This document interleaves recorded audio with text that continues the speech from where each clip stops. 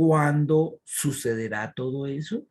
Le preguntaban a él, ¿cuándo va a suceder todo eso? Y entramos allí a Marcos 13. Y voy a tener de apoyo bíblico la versión Nueva Traducción Viva. Y dice allí en Marcos 13, a partir del versículo 1.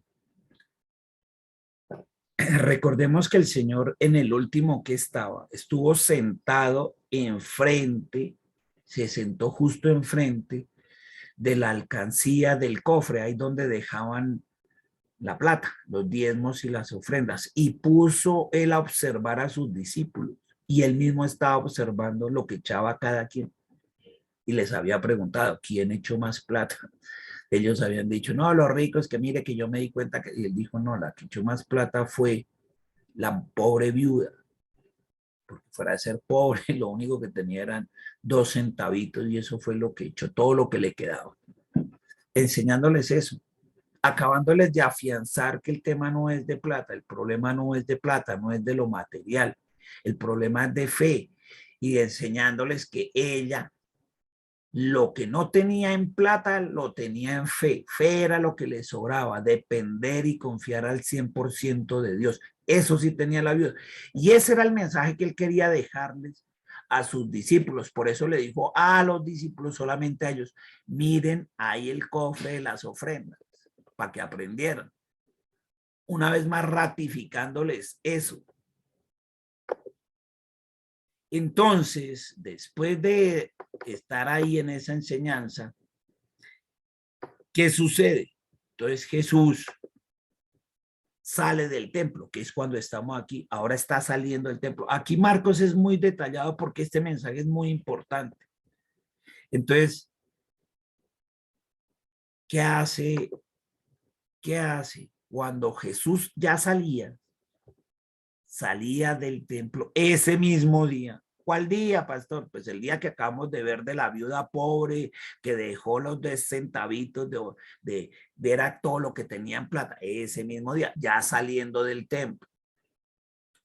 Mire, hasta ahora están saliendo del templo y acaban de hablar de plata y venían hablando de plata, ¿no? Y acaban de salir del templo. Y uno de sus discípulos le dijo, maestro, mira estos magníficos edificios. Observa las impresionantes piedras en los muros, o sea, del templo, de todo lo que se había hecho. Porque es que este templo lo había vuelto a hacer Herodes, 19 años antes de que naciera Jesús, o sea, 19 años antes de Cristo. Volvió a hacer todo el templo y la muralla, toda la muralla. Eso lo vamos a ver mañana en detalle. Y había sido muy ostentoso ese templo. Uy, en las columnas, en las piedras tenía injertos de oro, de piedras preciosas, de zafiros, de esmeraldas, piedras preciosas.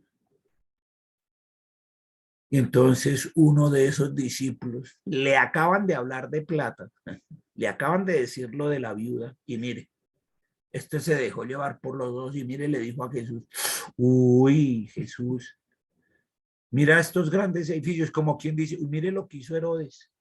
¿Sí ve?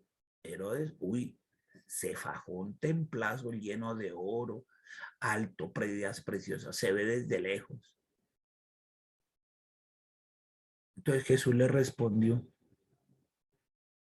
sí, mire esos grandes edificios, mire lo grandes que son. Cualquiera diría hasta ahí, uy, el Señor le gustaba también lo grande. Y ella le dice, pero esos grandes edificios llenos de piedras preciosas y de todo eso, serán demolidos por completo. Yo me imagino al discípulo que hizo esta observación y a los otros 11 que estaban ahí. Eso es como los discos cuando se va la luz. Entonces, pero serán demolidos por completo. No quedará ni una sola piedra sobre otra. Mañana esto lo vamos a ampliar, porque para los judíos ese templo es lo máximo y sigue siendo lo máximo. Y viven pensando en volver a construirse otro templo. Ya sería el tercero, así de magnitudes grandes, porque el primero fue el de Salomón. Pero bueno, eso lo vamos a ver mañana, porque vamos a ver esa parte material que nos afecta tanto. Y entonces, y él les dice estos, no quedará ni una sola piedra. Ay, pero si era nuestro orgullo. Hoy en día sigue siendo eso, su anhelo es volver a construir el templo. Usted le pregunta a un judío qué es lo que más anhelan en Israel, en Jerusalén, y ellos le van a decir construir otra vez el templo. Y traer ahí el arca y las tablas de Moisés y la vara. Ese es nuestro anhelo, el templo. Y siguen, o sea, a pesar de todo eso, pasan 2000 años y no han cambiado de mentalidad. Uy, el templo, eso no, nuestra mayor satisfacción sería eso. Y mañana vamos a ver cómo nos afecta eso. Hay muchos que, uy, yo también quiero eso grandote, magnífico, así, grandes edificios, grandes cosas, grandes espacios. Quiero un apartamento con una sala comedor enorme y que allá el edificio tenga jacuzzi, piscina, de todo. Bueno, mañana hablamos de eso. Entonces le dice el Señor Jesús, no va a quedar ni una sola piedra. Ah, más tarde, Jesús se sentó en el monte de los olivos. A él le gustaba enseñar sentado. Esa es otra diferencia. Los profesores normalmente nos gusta enseñar de pie. No, a él le gustaba enseñar era sentado. Se sentó en el monte del olivo, al otro lado del valle del templo. Fuera de eso lo llevó al valle y desde ese monte de los olivos todavía se ve la magnificencia de toda la muralla y el templo en la mitad de todas las murallas. Que ahí circuncidaban el templo para que ellos vieran la majestuosidad del templo, porque desde ese sitio se ve precioso. En esa época, pues si ahorita se ve un pedazo de la muralla que fue lo que quedó, un pedacito del muro nada más, del templo no quedó nada. Lo llevó allá a propósito, además como que miren, acaben de admirar sus edificios y miren todo eso para que lo vean con más ganas, lo llevó allá. Eso tiene todo su razón. Mire, en la palabra no hay nada. Dios no da puntadas sin dedo, nada, nada se queda porque sí. Después de que salieron del templo y les hizo este comentario preciso, él se lo llevó allá. Ahí, enseguidita, más tarde se sentó en el Monte de los Olivos. Vayan y aprecien ese edificio bien, en toda su plenitud, porque de eso no va a quedar sin un pedacito de muro, el de afuera, ni siquiera el muro completo, que hoy en día es el famoso muro de las lamentaciones, a todas estas, para que vayan y se lamenten. ¿Saben qué se lamentan ellos, no? Ay, el templo y el muro. Ay, nosotros los judíos. Ay, después de ser tan ostentosos y ay. Entonces lo sentó allá en el monte de los olivos, al otro lado del valle del templo, allá para que lo vieran bien desde afuera. Y aquí están los 4 hermanitos, los primeros que él había escogido. Pedro era hermano de Andrés y Santiago, que también le decían Jacobo, era hermano de Juan. Entonces estaban Pedro, Santiago, Juan y Andrés, 2 parejas de hermanos. Y se le acercaron en privado. Venga, aquí aparte, nosotros 4, los del parche. Y le preguntaron, dinos, ¿cuándo va a suceder todo eso? ¿Cuándo es que van a tumbar todo el templo y no va a quedar nada? Ni una sola piedra va a quedar. Dinos cuándo. Pues claro, a ver, Jesús tenía casi 33 años. Y 19 antes de que naciera, había Herodes hecho toda esa muralla, todo ese templo completo y ostentoso, lleno con piedras preciosas, así como de hecho lo consideraban una de las maravillas del mundo. Mucha gente visitaba en esa época allá esa muralla y ese templo porque era una edificación muy hermosa, arquitectónicamente muy valiosa. Y entonces imagínate, 33 más 19, ese templo y esas murallas tenían 52 añitos de construido. 52 años, eso no es ni medio siglo. Imagínense que se les destruyera eso. Pero ¿cómo así no lleva ni 52 añitos? Y todo esto va a ser derrumbado y todo ese oro y todas las piedras, todo, ¿cómo así? Además, este es nuestro templo, esto es lo máximo. Nuestro orgullo patrio. A ver, 52 añitos nada más. Nos duró, eso es como cuando alguien se mete, compra alguna vaina y se queda sin trabajo, le pasa alguna enfermedad, alguna vaina, y le toca feriar el apartamento, regalarlo, devolverlo al banco, alguna vaina. ¡Ay, por qué! ¿Cómo así no alcancé? Dicho, lo estrené y ahí mismo me tocó devolverlo a vaina, y entonces, ¿para qué? Y fuera eso, después sale llevando el bulto Dios. Entonces, ¿para qué me lo dio si me lo iba a quitar? Así estaban estos. Esto era muy importante. Esto es algo que de pronto muchas veces no se ve dentro de este pasaje, pero es súper clave, porque viene en la secuencia que el Señor les venía enseñando, de no amar lo material, de no pegarse a la plata ni a las cosas materiales. Y aquí trata de enseñarle, mire, no va a quedar. Y esto ocurrió porque en el año 70 de esta época, del primer siglo de Cristo, o sea, 27 años después de que Jesús fue sepultado y resucitó y subió al cielo, después de esos años, en el año 70, es decir, que el templo tenía 70 más 19, 99, casi un siglo.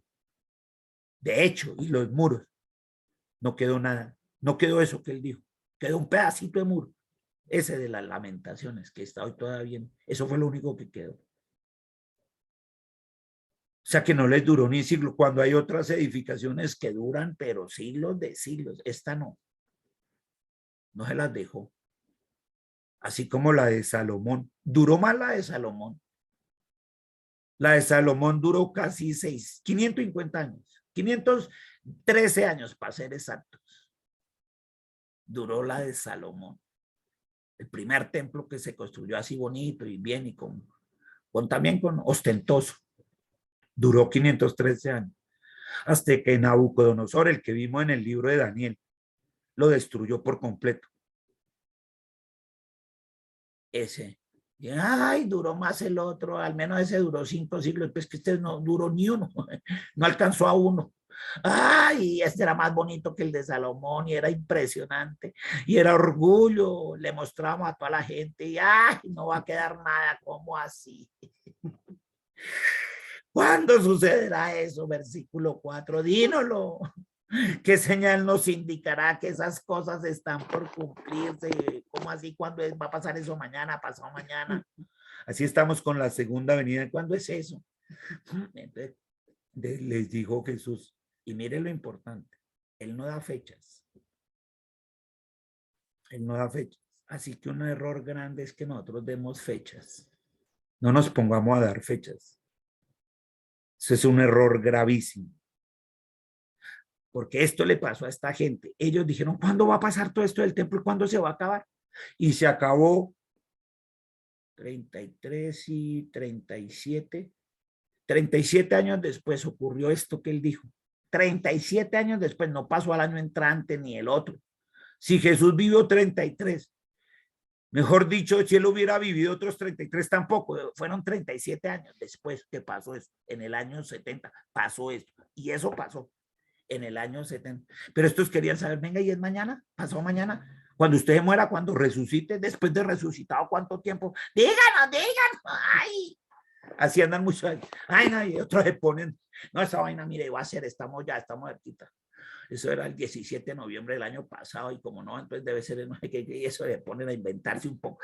Y dice, cuidado, cuidado, no le ponga fechas al asunto. Esto no es de ponerle fechas. El mayor error es ese. Entonces le dice aquí, Jesús le contestó, no dejen que nadie los engañe. Mire lo primero que él dice. Y él es un Dios de orden, así como aquí ha estado enseñándonos a nosotros en orden. Él es un Dios de orden y empieza diciendo, antes de fechas y cosas y sucesos, eventos que han de pasar, él lo primero que nos dice es cuidado. No dejen que nadie los engañe. Es lo primero que nos dice. Y es lo primero que tú y yo debemos tener en cuenta de la recomendación que nos da el mismo Jesús. La primera recomendación que él nos da es, dice, no dejen que nadie los engañe. Porque cuando están próximos a estas cosas, mucha gente engaña. Y están utilizando la internet para eso. las redes sociales, los medios de comunicación, el WhatsApp, la televisión, la radio, eso, para engañar a la gente. Y la primera recomendación que él nos dice, cuidado, lo primero que usted se tiene que cuidar es que nadie los engañe. Y entre otras cosas, ¿por qué? Porque él dice, entre otras cosas, para que los engañan, porque también habrán muchos que van a venir en mi nombre y afirmarán que yo soy el Mesías y van a engañar a muchos. Aparte de eso, de que los engañan con noticias que no son ciertas y afirmaciones e interpretaciones de la Biblia que no son ciertas, también habrá algunos que van a decir que ellos son el Cristo. Porque van a decir, yo soy el Mesías y van a engañar a muchos. Y ustedes oirán de guerras y de amenazas de guerra, pero no se dejen llevar por el pánico. Y esas cosas, por ejemplo, están sucediendo. Turquía, Rusia, Irak, Irán.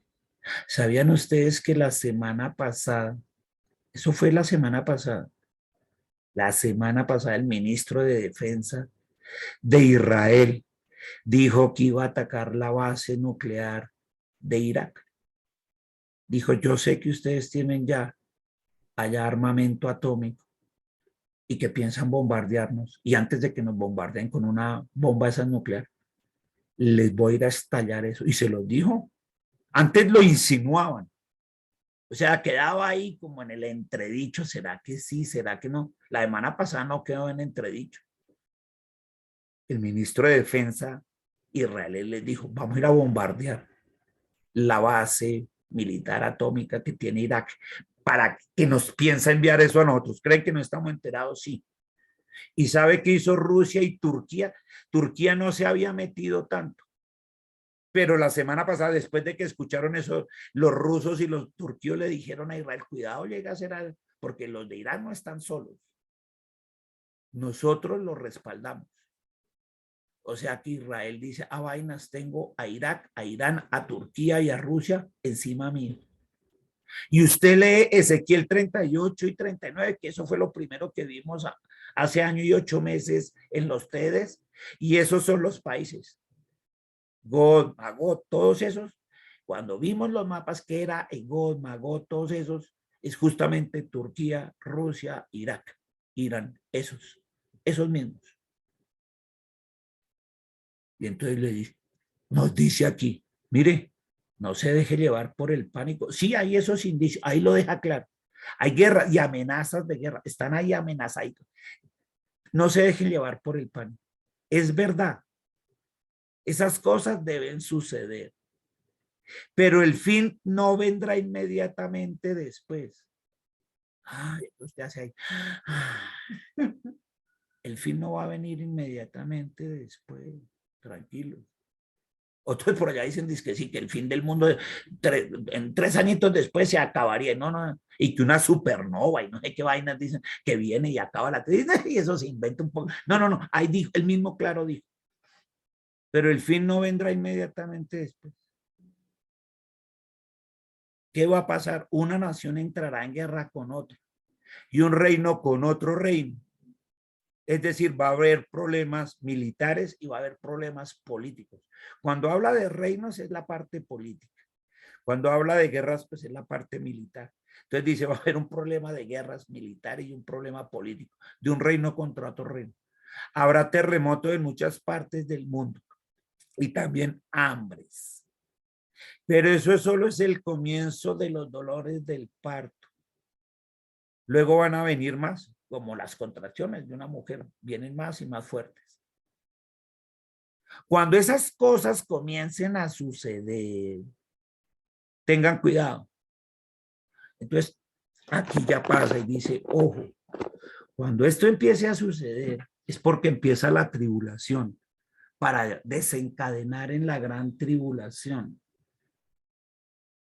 Entonces, aquí cambia de tercio y le va a hablar a los que sí se convierten de Israel, porque hasta ahí no había ningún convertido, ya lo sabemos, ¿no? Entonces dice, tengan cuidado, Los van a entregar a los tribunales y los van a golpear en las sinagogas. Serán sometidos a juicio ante gobernantes y reyes por ser mis seguidores.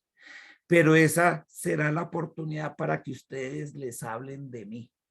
Y este es el trabajo que tienen que hacer los 144,000 cuando eso pase. Entonces tienen que convencer, van a haber 144,000 judíos, escogidos 12,000 de cada tribu. Eso ya lo vimos en Apocalipsis, que van a hablar ante los gobernantes y a los reyes y se van a volver seguidores de Cristo para convencer al resto de los judíos. Al fin salen 144,000 a proclamar el evangelio. Y llega y dice, hablen de mí. Pues la buena noticia primero tiene que ser predicada a todas las naciones.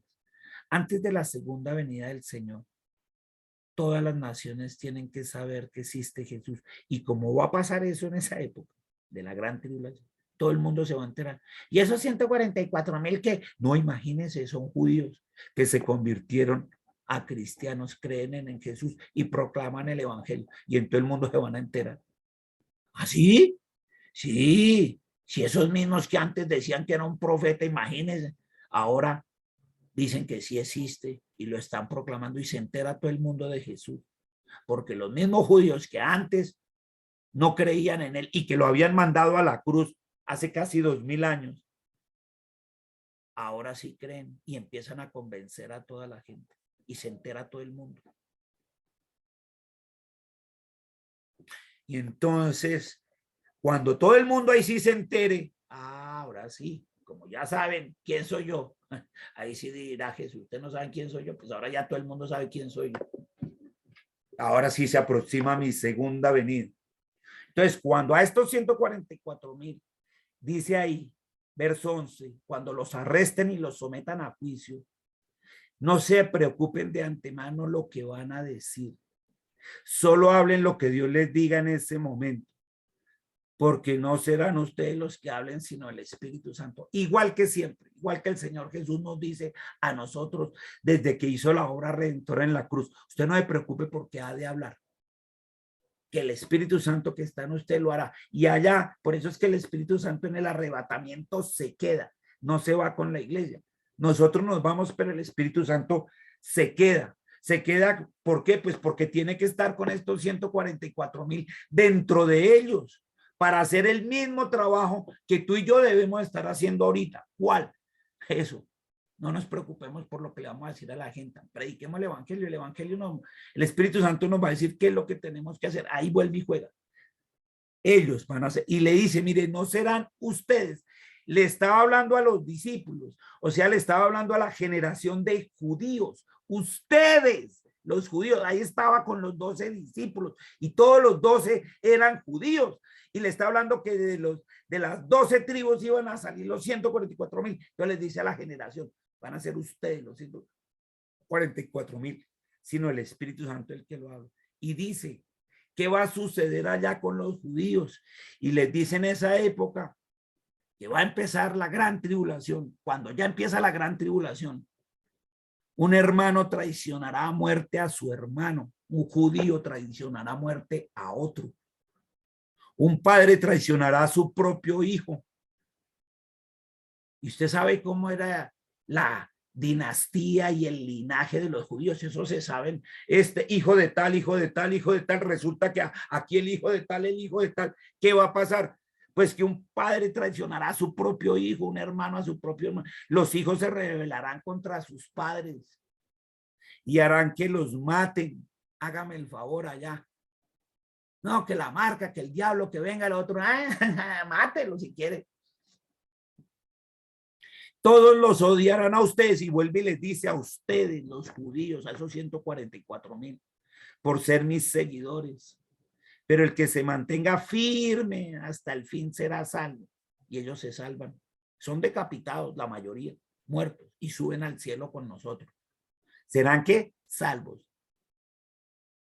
La mayoría, todos esos van a, mejor dicho, los 144,000 se salvarán. Llegará el día cuando verán el objeto sacrílego que causa profanación de pie. en un lugar donde él no debería estar. Entonces, como los judíos reconstruyen el templo, el tercer templo sería. La bestia, el hijo de Satanás, va a profanar ese templo. Ahí lo está diciendo. Y en el altar, donde era el altar llevar el sumo sacerdote el incienso para el Señor, allá va a tener relaciones sexuales y va a profanar ese templo. Vean, dice profanación.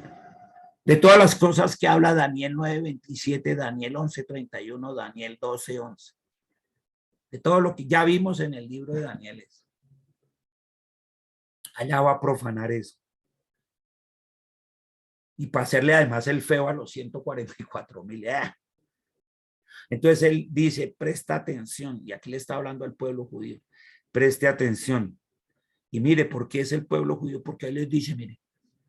Entonces los que estén en Judea, no dice los que estén en Bogotá, ni los que estén en Medellín, ni en Cali, ni en Estados Unidos, ni en Alaska, ni en Francia, ni en el África. Dice, los que estén en Judea, ¿quiénes? Judíos. Sí, buenas. Esto es para judíos, para ellos. Esto no es para la iglesia. Entonces no estará toda la iglesia del Señor allá en Judea, pues. A ver, entonces los que estén en Judea, estos judíos, huyan a las colinas, no se vayan a quedar ahí. Además, porque no van a poder comprar ni vender nada, se mueren de hambre. No se pueden dejar marcar, porque el que tenga la marca, pues puede comerciar, comprar y vender, pero el que no tenga la marca frito se va a morir de hambre. Entonces, mejor huya a las colinas, vaya para el monte, vaya para el campo a vivir de las gallinas, de los huevos, de las hortalizas, de las legumbres. Váyanse cuando eso pase. No se vayan a quedar en Judea, fuera de la provincia de Judea. Como diría mi mamá, tírense para afuera porque allá es donde van a estar bien. No se vayan a dejar marcar. Y dice, la persona que esté en la azotea y vea que esto sucede cuando a ellos les profanen el templo y todo eso, y vean que esas cosas suceden, no baje a la casa para empacar. Uy, espere, hago las maletas, firme para el campo. No. Mire, apenas sepan los judíos allá de eso, cojan y váyanse para el campo, huyan a las colinas, váyanse bien lejos de Judea. Ni siquiera empaquen, les está diciendo cuando eso pase, ni siquiera empaquen. Salgan, eso es vigente, eso les está diciendo, mira ahorita, es más, ahora que hay todos estos indicios de Irak, de Turquía, de Rusia, yo si fuera judío y estuviera, yo estaría empacando, y así como hacen aquí más bien muchos bogotanos que están comprando casa en Chías y Paquirá a las afueras por la pandemia, yo de esto ya me estaría yendo bien lejos para allá para arriba. Venga, si aquí el Señor dijo, yo ya, mejor dicho, yo sí le hago de una vez, yo no voy a esperar a que profanen el templo, no hemos ni construido el templo, se va a construir y fuera eso lo van a profanar y apenas lo profanen, patitas a correr. Pues más bien corro de una vez. Y dice, y el que está en el campo, o sea, el que está fuera de la ciudad, no regrese, no le vaya a ocurrir venir.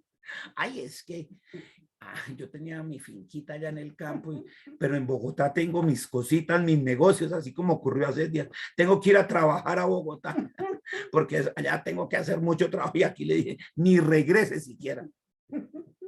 Ay, es que tengo el abrigo que me gusta, mire. Regrese ni para buscar un abrigo. No, hermano, no regrese para nada. Más bien quede allá en el campo, allá está bien. Si se queda allá, le va a ir bien. Fuera de eso dice el Señor.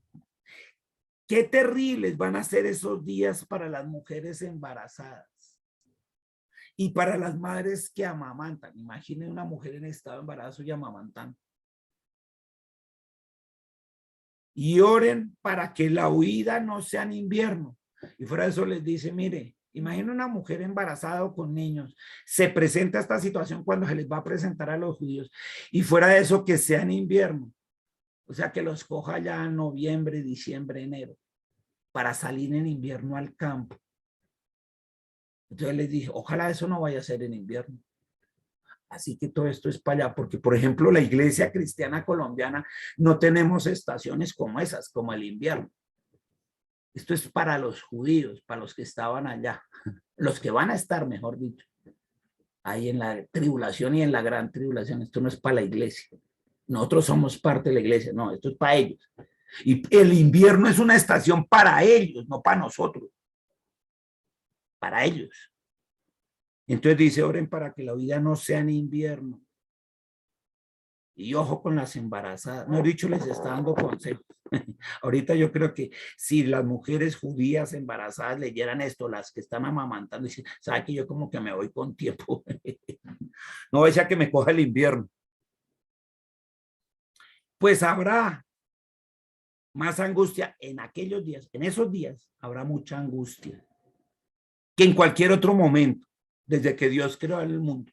Mejor dicho, peor que cuando la inundación, el diluvio en el arca de allá de Noé, va a ser peor. Dice que nunca antes va a pasar lo que va a pasar en esos días.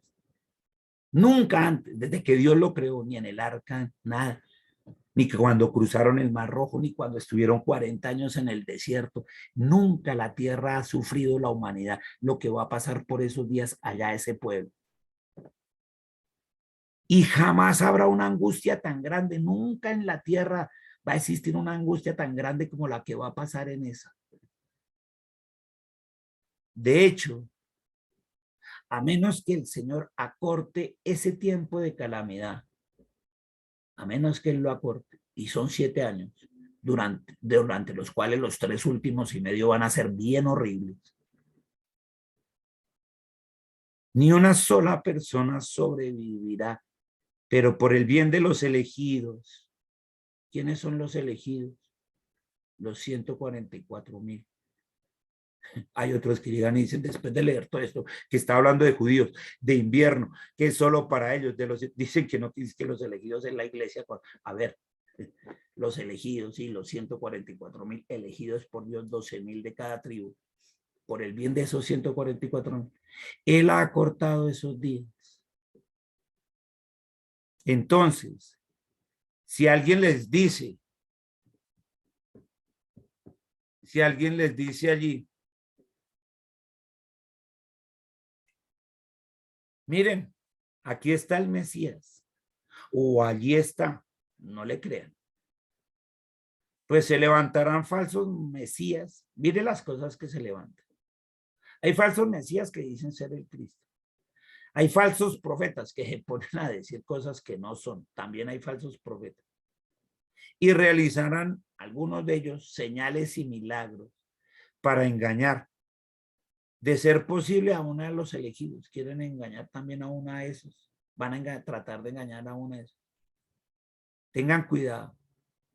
Les he advertido de antemano, ¿a quién? A los judíos, a los 12 judíos que estaban ahí, a los 12 apóstoles, y evidentemente a la descendencia. Y además porque eran 12,000 de cada tribu, de las 12 tribus, los que van a venir, esos elegidos. Entonces les va a estar diciendo, tengan cuidado. Les he advertido esto de antemano. Por eso esos 144,000, cuando los elijan el Señor, que son todos judíos, ya habrán leído todo esto y dicen, ya sabemos, Señor, y no nos vamos a dejar engañar, porque tú dijiste esto hace casi 2000 años, nos lo dijiste de antemano, y ya sabemos por todo lo que vamos a pasar, y cuál es el mensaje claro que debemos llevar de salvación. Y eso lo tienen claro los judíos. Pastor, y nosotros la iglesia, va a haber arrebatamiento, nosotros no vamos a pasar por eso, la iglesia. En todo el mundo, no la iglesia colombiana, la iglesia en todo el mundo. La iglesia que cree en Cristo no va a pasar por nada de eso. Y esto es para el pueblo judío, esto que acabo de leer. Porque usted no tiene un templo, sí, o adora en el mismo templo de los judíos, allá de las murallas, y todo eso que él dijo que se iba a acabar en 3 días. Que no iba a quedar piedra sobre piedra.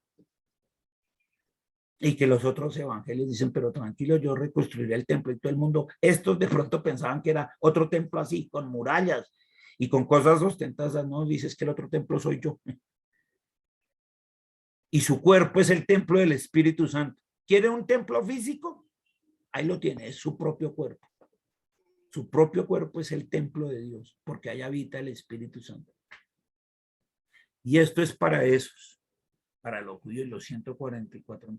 Y a nosotros nos da del lado izquierdo algunos visajes de lo que va a suceder antes de que pase esa tribulación y gran tribulación. Dice, mire, las cosas empiezan así. Cuando él les dijo, no se dejen engañar, todavía no va a ser, pero mire, primero van a suceder algunas cositas de estas. Y después sí lo pone en forma. Y ya cuando sea grande la cosa, la tribulación y la gran tribulación, esto es lo que va a pasar para esos 144,000 y todo lo que va a suceder. Que es lo mismo que dice Apocalipsis. Exactamente igual. Y lo que dice Mateo, después del versículo 14 de Mateo 24. Y sigue ahí derecho. Eso que dice. Todo concuerda. Y lo que dice Lucas 21. Marcos 13, Lucas 21, Mateo 24, son lo mismo, hablan lo mismo. Apocalipsis habla lo mismo. Daniel habla lo mismo. Isaías dice lo mismo. Por eso es que uno no puede tergiversar la palabra y sacar algunas cosas sueltas. No puede.